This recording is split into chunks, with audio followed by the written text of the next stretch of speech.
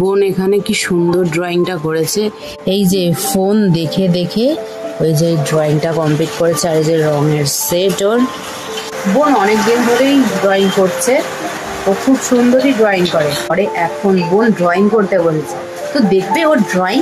এই দেখো ওর কি সুন্দর সুন্দর সব ড্রয়িং। এই যে এইটা হচ্ছে রঙের সেট, আর এই যে ওর ড্রয়িং।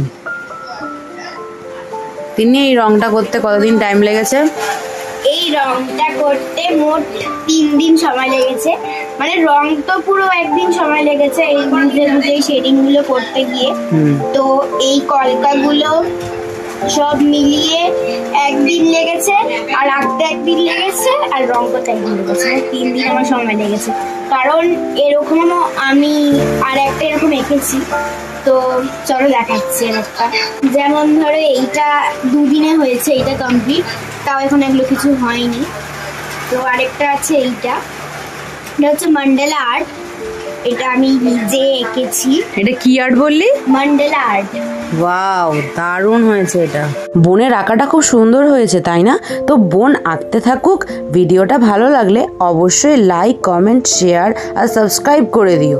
তো দেখা হচ্ছে নেক্সট মিনি ব্লগে। ততক্ষণের জন্য টাটা।